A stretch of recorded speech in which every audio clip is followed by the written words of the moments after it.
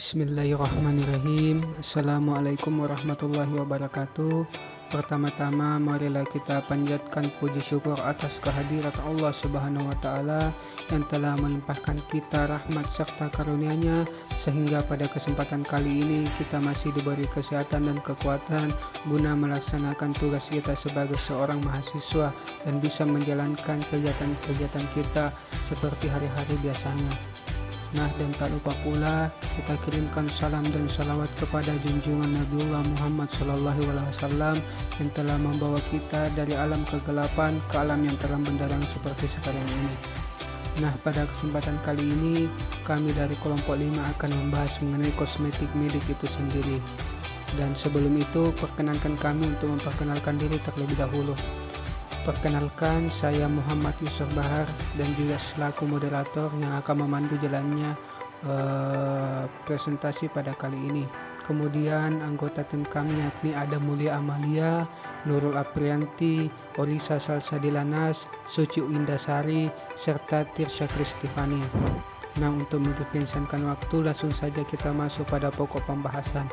Nah, pada pembahasan kali ini kami akan menjelaskan berbagai sub-sub pembahasan itu sendiri, diantaranya yang pertama ada pendahuluan, yang kedua ada bahan aktif, yang ketiga ada bahan kompleks yang mengandung bahan aktif, yang keempat bahan kompleks alam secara individual, yang kelima persyaratan bagi kosmetik pengobatan, yang keenam preparat khusus, dan yang terakhir yakni sistem pengantaran.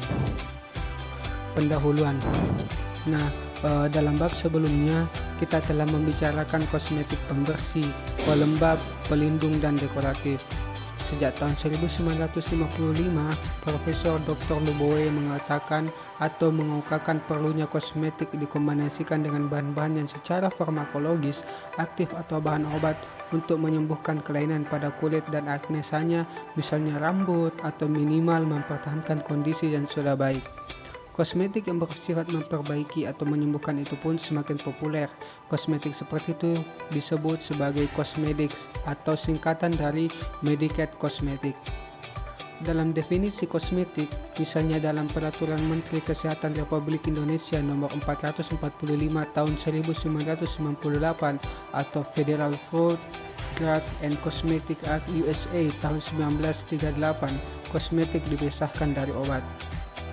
Tetapi karena dalam praktiknya keduanya sulit dipisahkan dan sudah menjadi kebutuhan masyarakat umum, maka di tahun 1955 Profesor Leboe mengusulkan istilah medicated cosmetic yang kemudian semakin banyak mendapat dukungan dari para ahli kosmetik seperti Glickman, Celano, dan lain-lain. Nah, pada kulit manusia dan aknesanya sering ditemukan kelainan, misalnya kulit menua, jerawat, noda-noda hitam atau hiperpigmentasi, ketombe atau dandruff, seboria, rambut rontok, dan sebagainya yang tidak dapat disembuhkan oleh kosmetik biasa karena tidak mengandung bahan aktif atau obat, tetapi terlalu ringan untuk disembuhkan sepenuhnya lewat pengobatan. Jerawat misalnya tidak akan sembuh jika hanya memakai kosmetik biasa, namun para wanita enggan menggunakan obat jerawat tanpa memakai kosmetik, terutama ketika akan keluar rumah. Mereka menginginkan obat jerawat yang merangkap sebagai kosmetik atau kosmetik mengandung obat jerawat. Oleh karena itu, keberadaan kosmetik yang sekaligus dapat mengobati kelainan pada kulit tersebut diperlukan. Secara garis besar, kosmetik pengobatan atau kosmetik yang dapat mengatasi kelainan kulit dan aknesanya adalah: yang pertama, kosmetik pengobatan untuk mengatasi penuaan kulit, terutama penuaan kulit yang belum waktunya atau penuaan dini. Yang kedua, kosmetik pengobatan untuk mengatasi kelainan kulit, terutama jerawat dan noda-noda hitam. Yang ketiga, kosmetik pengobatan untuk mengatasi kelainan kulit kepala dan akar rambut, misalnya ketombe atau dandruff, kulit kepala berminyak atau seborea, dan kerontokan rambut yang abnormal. Nah, dalam bab ini atau pembahasan kita pada kali ini akan membahas mengenai bahan aktif yang sering digunakan dalam kosmetik pengobatan dan bahan-bahan pengantarnya atau facial system. Baik, terima kasih atas kesempatan yang telah diberikan. Jadi saya akan melanjutkan materi, dan materi yang selanjutnya ialah bahan aktif. Adapun bahan-bahan aktif yang sering digunakan di dalam kosmetik pengobatan yaitu terbagi menjadi 9 bagian. Yang pertama ialah vitamin.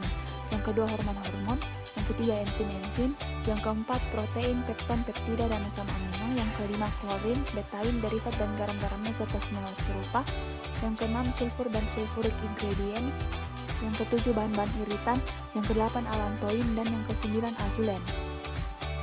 Yang pertama ialah vitamin, di mana vitamin A merupakan retinoid atau retinol yang memiliki kemampuan biologis yang sangat penting dan bermanfaat bagi kulit, terutama untuk mengatasi masalah jerawat, penuaan, dan kelainan kulit lainnya seperti psoriasis. Adapun keunggulan dari vitamin A ini di dalam produk kosmetik antara lain dapat dengan mudah diserap oleh kulit dan mampu meningkatkan kandungan air kulit. Kemudian derivat vitamin A lainnya ialah retinol, di mana retinol ini merupakan derivat vitamin A yang dapat melepaskan sel kulit mati dan merangsang pembentukan sel yang baru atau bertindak sebagai eksfoliator. Retinol memiliki efek iritasi yang rendah terhadap kulit jika digunakan tidak lebih dari 1,6%, sehingga aman untuk wanita hamil atau pada ibu hamil. Kemudian adapun kelebihan retinol lainnya ialah mampu menangkap radikal bebas atau free radical scavenger dan dapat meningkatkan sistem imunitas tubuh dan tidak bersifat photosynthesis. Retinoic acid atau tretinoin merupakan salah satu turunan vitamin A yang merupakan keratolitik yang sangat kuat sehingga dapat mengangkat sel kulit mati yang menyumbat pori-pori kulit dan mencegah timbulnya jerawat. Selain mampu merangsang pembentukan sel kulit baru, retinoid dapat pula menghambat pertumbuhan sel penyebab psoriasis. Namun para penggunaan tretinoid perlu diperhatikan karena tretinoid bersifat fotosentisor dan dapat menimbulkan iritasi lebih dari 0,025%, terutama jika terpapar oleh sinar matahari. Kemudian yang selanjutnya vitamin B kompleks, di mana vitamin B kompleks ini terdiri dari vitamin niacin, D-pantenol, B6 yaitu pyridoxal-pyridoxamin, folic acid, nicotinamide, dan lain-lain. Adapun kekurangan dari pantothenic acid ini misalnya dapat menyebabkan rambut menjadi kelabu. Adapun pemberian pantothenic acid ini secara topikal dapat mencegah atau menyembuhkan keputihan rambut serta kerontokan rambut dan penyakit-penyakit kulit kepala lainnya. Kemudian hasil yang paling efektif adalah jika pantothenic acid di dalam bentuk pantenol atau larutan pantothenic acid di dalam alkohol atau kalsium pantotenat larutan 2,5% di dalam alkohol diberikan secara topikal dan dikombinasikan dengan pemberian kalsium pantotenat secara oral. Larutan 0,02% yaitu pyridoxine dipalmitat efektif untuk menyembuhkan ketombe dan gatal-gatal pada kulit kepala. Kemudian yang selanjutnya ialah vitamin C, di mana vitamin C ini merupakan vitamin yang sangat penting bagi kesehatan tubuh. Karena itu, pentingnya untuk mengkonsumsi buah-buahan dan sayuran yang kaya vitamin C sangat dianjurkan, karena tubuh tidak bisa mensintesanya sendiri. Adapun vitamin C ini merupakan vitamin yang termasuk di dalam golongan vitamin yang bersifat larut di dalam air dan bersifat hidrofilik. Dan salah satu manfaat dari vitamin C ini yang utama adalah sebagai antioksidan. Dan berdasarkan penelitian, vitamin C sebagai kosmetik yang digunakan secara topikal dapat diserap di dalam kulit 20 kali lebih banyak dibandingkan secara oral.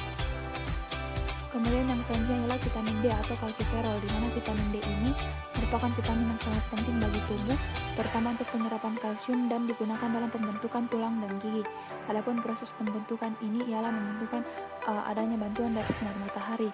Kemudian vitamin D ini juga berperan dalam mengatur fosfor di dalam tubuh untuk menjaga kesehatan hati dan sistem saraf. Beberapa penelitian bahkan menunjukkan bahwa vitamin D ini dapat membantu mengatasi psoriasis. Dan adapun kekurangan dari vitamin D ini dapat menyebabkan kerapuhan tulang, kejang otot, dan rakitis pada anak-anak. Selain itu, defisiensi vitamin D juga menimbulkan sensasi terbakar pada mulut, kerongkongan, insomnia, dan gangguan penglihatan. Kemudian yang selanjutnya ialah vitamin E, di mana vitamin E ini merupakan vitamin yang sudah banyak digunakan di dalam kosmetik perawatan kulit dan digunakan sejak tahun 1920 dan ditemukan di misalnya pada minyak kacang gandum yang sudah diproof secara dingin. Adapun vitamin E ini dapat ditemukan dalam beberapa jenis sayuran, misalnya minyak jagung, kedelai, tepung gandum, kacang-kacangan, dan margarin. Ada dua senyawa yang terkandung di dalam vitamin E ini, yaitu atokoperol yang bersifat lipofilik yang memiliki aktivitas biologis tinggi dan berfungsi sebagai antioksidan, dan senyawa lainnya yaitu detokoperol yang aktivitas biologisnya rendah. Kemudian yang selanjutnya ialah vitamin F atau essential fatty acid, di mana essential fatty acid atau EFA ini terdiri atas jenis asam lemak linoleic acid atau LA dan alpha linoleic acid atau LNA. Dan asam lemak ini dibutuhkan untuk proses pertumbuhan yang menyeimbangkan kadar hormon di dalam tubuh dan membantu sistem kekebalan tubuh. Vitamin F ini sangat penting untuk mensintesa jaringan lemak dan mengatur kadar kolesterol, prekursor prostaglandin, hormon, dan berperan dalam metabolisme jaringan lainnya. Bagi kulit, asam lemak memberikan efek kelenturan dan membuat tampilan seseorang menjadi lebih muda, serta membuat rambut menjadi lebih sehat dan bersinar isomer dari linoleic acid. Dan ternyata juga dapat menghasilkan efek terapeutik yang baik untuk mengatasi eczema, kulit dan rambut kering, dan penyakit-penyakit pada kulit kepala, luka-luka, dan hiperkeratosis. Kemudian yang selanjutnya vitamin H, di mana vitamin H ini juga dikenal sebagai biotin yang termasuk golongan vitamin yang larut di dalam air. Kemudian biotin ini dibutuhkan untuk pertumbuhan sel dan metabolisme karbohidrat, lemak, dan protein pada siklus Krebs. Kemudian biotin juga dapat mengindikasikan sehat atau tidaknya rambut, kulit, kelenjar keringat, sel saraf, dan sumsum tulang belakang. Selain itu, biotin sangat penting untuk menjaga kestabilan kadar gula darah. Kemudian yang terakhir ialah vitamin K, di mana vitamin K ini merupakan vitamin yang penggunaannya di dalam pengobatan kulit hampir tak ada hubungannya sebagai vitamin, melainkan sebagai bahan yang anti bakteri dan anti jamur. Vitamin K ini juga terbukti efektif untuk mengatasi siblane atau bengkak-bengkak dan gatal pada tangan dan kaki karena pengaruh udara dingin. Kemudian yang kedua ialah hormon-hormon. Sejumlah fakta menjelaskan bahwa hormon pada dasarnya penting untuk digunakan di dalam kosmetik. Namun pemberiannya harus secara berulang-ulang dengan dosis yang terukur dan teratur.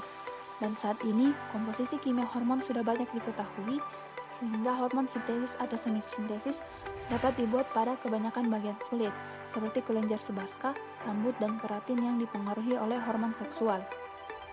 Dalam penelitiannya, Klarman 1949 menemukan bahwa efektivitas krim hormon pada kulit wanita tua, yaitu pada usia di atas 40 tahun, dengan pengobatan selama 1-6 bulan dengan krim yang mengandung 250 IU bahan-bahan estrogenik per gram krim, yaitu terjadi perbaikan pada kulit wanita tersebut, misalnya regenerasi, peningkatan sirkulasi darah di kulit, dan sebagainya, sehingga kulit tampak lebih muda dan lebih segar.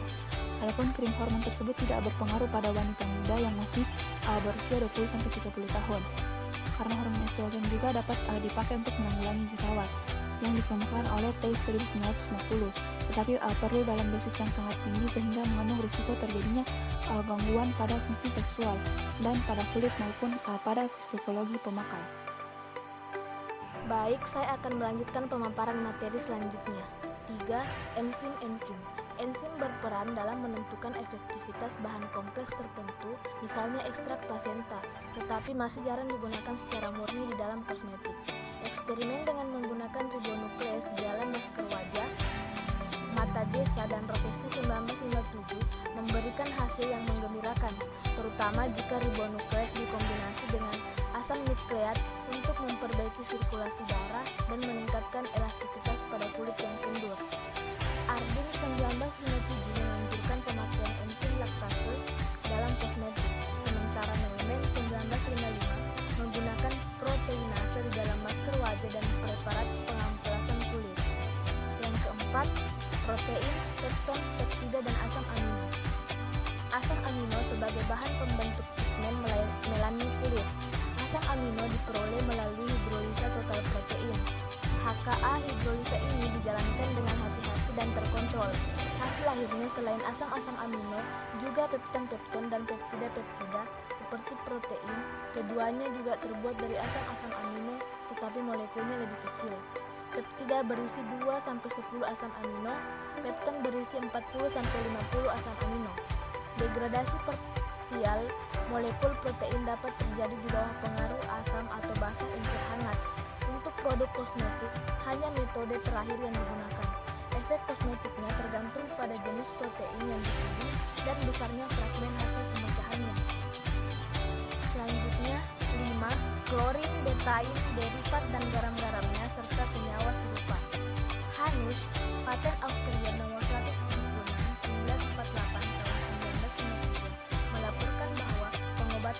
hewan dengan oatmeal yang berisi choline, betaine, dan garam-garamnya dengan asam-asam organik atau anorganik atau senyawa serupa di dalam gas yang dapat diserap oleh kulit telah menghasilkan perbaikan penampilan pada manusia dan memperbaiki simptom penuaan dini.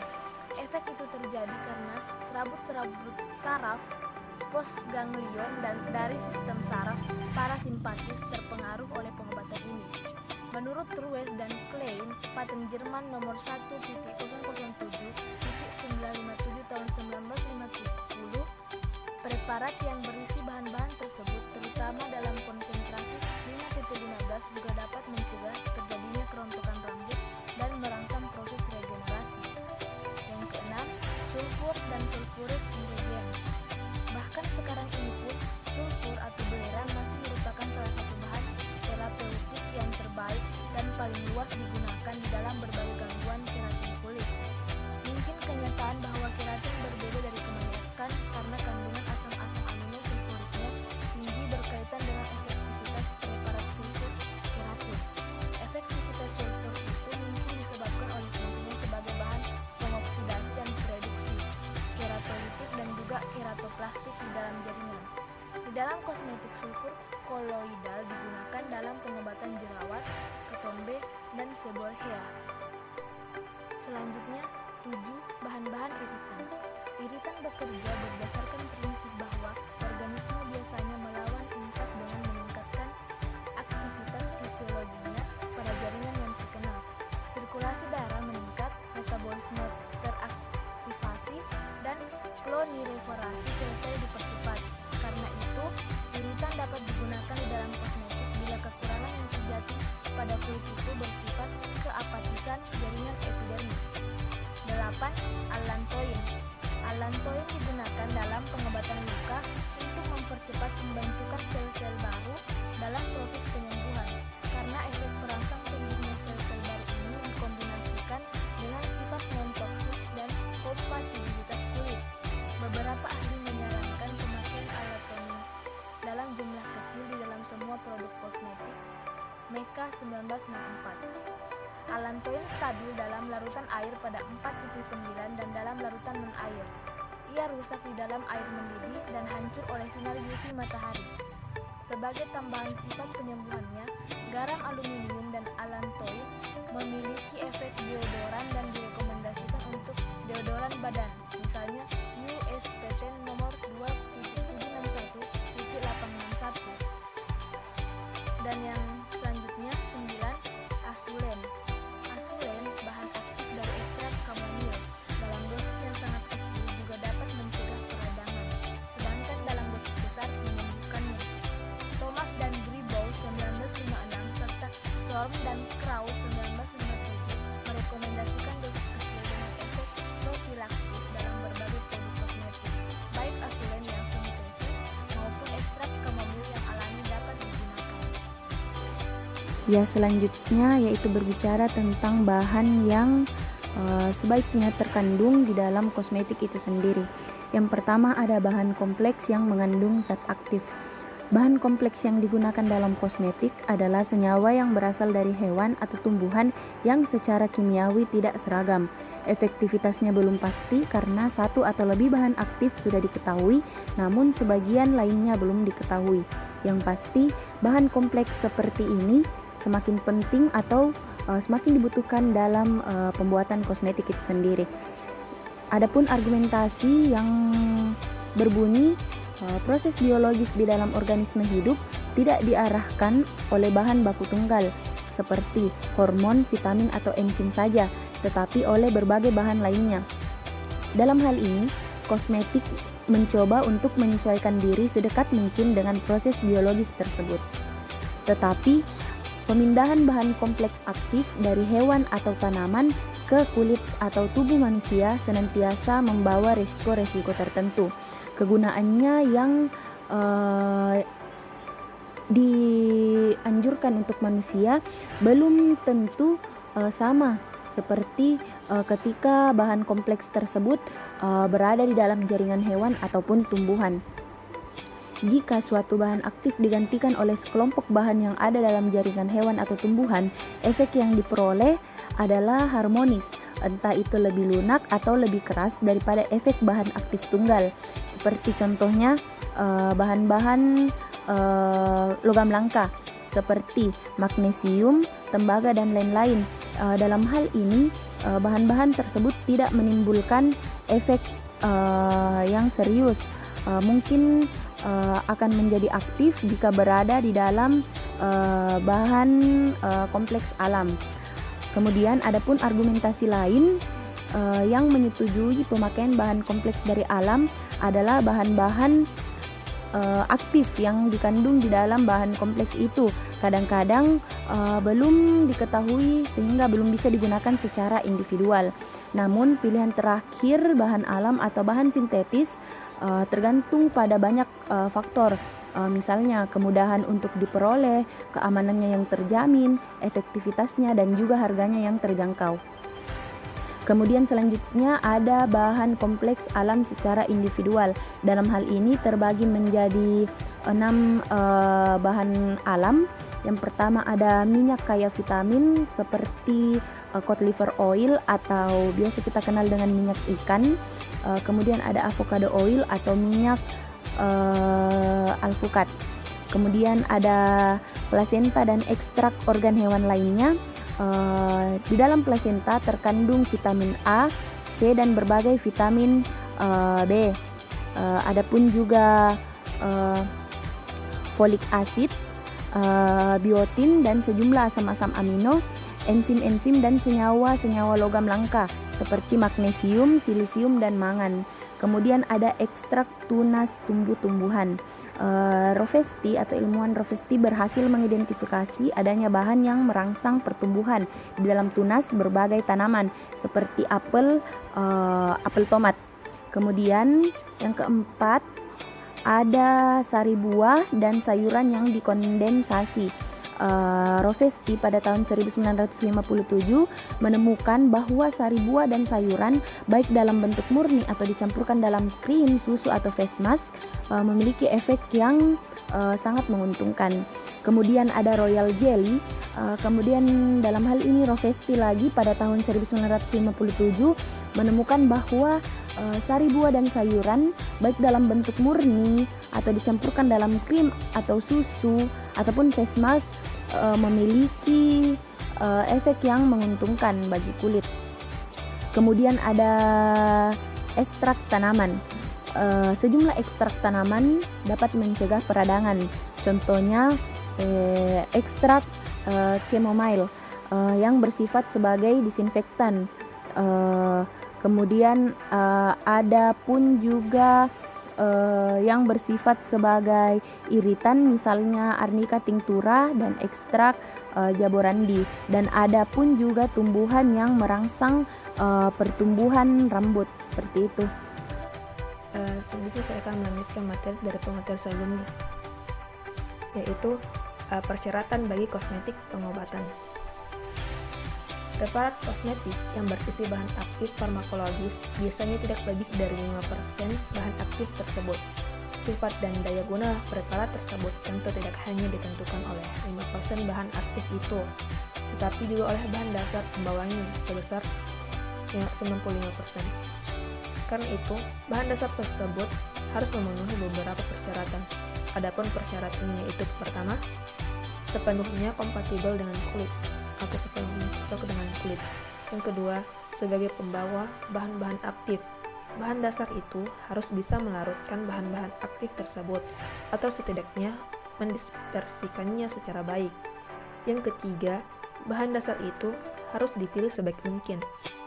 Maksudnya memungkinkan bahan-bahan aktif tetap efektif selama mungkin. Yang keempat, bahan dasar itu harus membantu penetrasi bahan aktif sehingga bisa mencapai lapisan kulit yang diinginkan. Setidak-tidaknya, bahan dasar itu tidak menghalangi penetrasi bahan aktif tersebut. Yang kelima, bahan dasar itu harus mempertinggi, bukan mengurangi, efektivitas bahan memungkinkan aktif. Misalnya pada bahan dasar vitamin A untuk melembutkan dan melenturkan kulit. mestinya adalah bahan dasar pelembab atau emollient. Yang keenam, dari sudut pandangan konsumen, bahan dasar itu harus semenarik mungkin, tidak berwarna gelap, tidak lengket, dan tidak berbau tidak sedap. Selanjutnya ada preparat khusus. Preparat untuk perbaikan kulit menua. Yang pertama ada preparat untuk menstimulasi kulit tua yang kendur.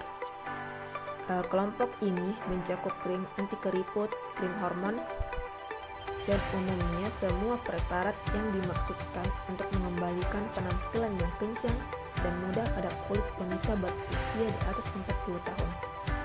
Bahan aktif terpenting adalah hormon-hormon folikel dan bahan yang erat hubungannya dengan itu, seperti estrogen sintesis dan bahan kompleks seperti ekstra plasenta. Mungkin juga mengandung royal jelly, hidrolisat protein, dan enzim-enzim. Berikut ini adalah 2 formulasi dari 2 orang ahli. Yang pertama ada parafenoat, yang kedua petrolatum, selanjutnya ada almond oil, isopropyl myristate, cetil alkohol, anhidrostanolin, stearic acid, pregnenolone, estrogen konsentrat, tritanolamin, sorbiton manolate, magnesium sulfate, glycerol, sorbitol liquid, dan preservatif. Selanjutnya itu preparat untuk merawat kulit yang kering dan bersisik. Bahan aktif terpenting dalam preparat ini adalah vitamin A, serotin, dan polyunsaturated fatty acid. Vitamin E ditambahkan untuk menunjang efektivitas vitamin A dan polyunsaturated fatty acid dan untuk melindungi keduanya dari oksidasi. Berikut contoh formulasi dari Roderman. Ada olive oil, tea granulate, spermaceti beeswax natural oil, beeswax, sunlight, lanolin, pharmaceutical grade, adexlene, anhydrous, woolwax, black heat, cetiol, lecithin XO4, serotin, vitamin oil, epidermin tenfold, borax, preservatif, perfum, dan air. Selanjutnya ada preparat untuk pengobatan jerawat dan hiperpigmentasi. Yang pertama itu preparat untuk pengobatan jerawat. Diketahui penyebab jerawat yaitu karena penyumbatan yang disertai dengan peradangan pada muara saluran kelenjar minyak kulit, sehingga sekresi minyak kulit tersumbat, membesar, dan mengering menjadi isi jerawat. Jerawat itu ada yang ringan berupa komedo terbuka, black heat, atau komedo tertutup, white heat. Tapi ada juga yang parah dan disertai infeksi yang menyebabkan terjadinya jerawat bernanah, berkantung-kantung, dan bersambung-sambung. Kosmetik penyembuh jerawat dapat berbentuk lotion atau krim. Bahan-bahan aktif yang dibutuhkan antara lain. Yang pertama ada bahan antiseptik. Di sini gunanya untuk mencegah atau membunuh bakteri yang akan menginfeksi jerawat. Bahan yang biasa digunakan yaitu alkohol atau etil alkohol. Yang kedua, jerawat agar isi jerawat mudah kontak dengan bahan aktif penyembuh lainnya dan mudah keluar. Bahan yang biasa digunakan yaitu asam salisilat. Yang ketiga, bahan pengering isi jerawat. Bahan yang biasa digunakan yaitu sulfur yang juga bersifat sebagai antiseptik dan keratolitik. Yang keempat, bahan antipruritus atau gatal yang dimaksudkan agar tidak muncul rasa gatal pada jerawat yang menyebabkan ingin digaruk sehingga mungkin terinfeksi oleh jari yang kotor dan ada bakteri. Untuk itu bahan yang biasa digunakan yaitu resorcinol. Yang kelima, bahan aktif lain yang sering juga digunakan adalah kampora yang gunanya untuk mengeringkan isi jerawat, mengurangi minyak kulit, dan memberi rasa segar. Yang keenam, bahan-bahan lain, misalnya allantoin, digunakan untuk merangsang pertumbuhan sel-sel kulit baru agar bekas jerawat tidak bolong atau bopeng. Bahan pengental, white pigment, bahan pewarna, bahan pewangi, dan lain-lain. Yang kedua, preparat untuk menghilangkan noda-noda hitam atau hiperpigmentasi. Berbagai bentuk noda hitam seperti melasma, lentigen, freckles sering terdapat pada kulit, khususnya kulit orang yang sudah tua atau kulit yang menua meskipun usia orang tersebut belum terlalu tua. Inti noda-noda hitam itu adalah hiperpigmentasi, yaitu terbentuknya pigmen hitam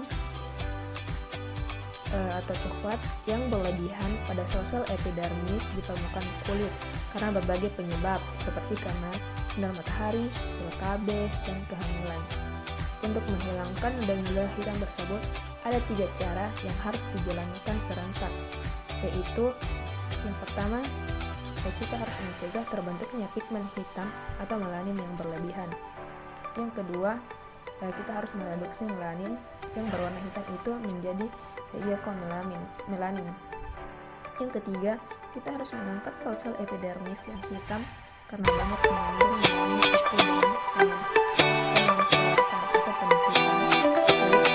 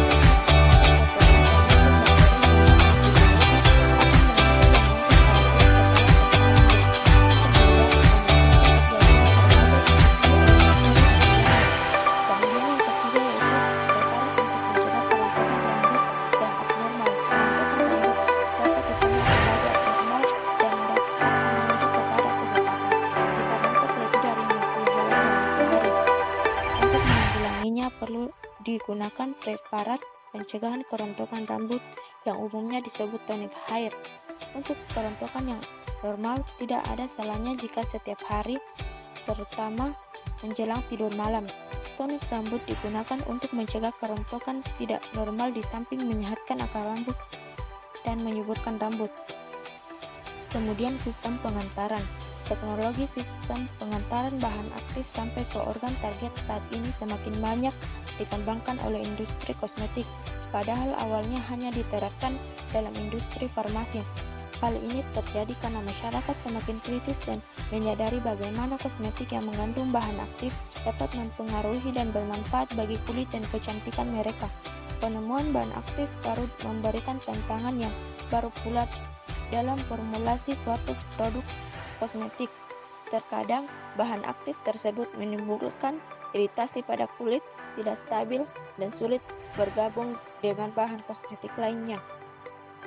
Beberapa manfaat penggunaan sistem pengantaran dan pelepasan dalam suatu produk kosmetik antara lain: yang pertama, mengatasi inkompatibilitas suatu bahan aktif, mencegah terjadinya oksidasi dan dekomposisi bahan aktif.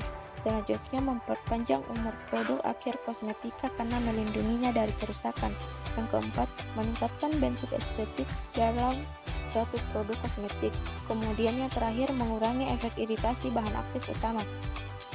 Sistem pengantar ini muncul dalam berbagai variasi bentuk dan ukuran. Kelengkapan sistem pengantar dan kemampuannya dalam mengatur pelepasan bahan aktif sangat bervariasi dan menentukan keunggulan suatu produk kosmetik. Adapun cara kerja sistem pengantar ini adalah: yang pertama, memodulasi atau mempengaruhi fungsi pelindung kulit. Yang kedua, mengubah suatu material sehingga menyerupai kandungan lemak kulit. Yang ketiga, meningkatkan daya penetrasi suatu materi sehingga dapat menembus lapisan penghalang tertentu. Yang terakhir, melekatkan materi tersebut pada kulit sehingga dapat bermanfaat bagi permukaan kulit tanpa penetrasi, sehingga liposom dan materi enkapsulasi alami. Nah, baiklah, itulah tadi penjelasan atau pembahasan mengenai kosmetik medis itu sendiri dari kami kelompok 5. Untuk lebih dan kurangnya mohon dimaafkan. Wassalamualaikum warahmatullahi wabarakatuh.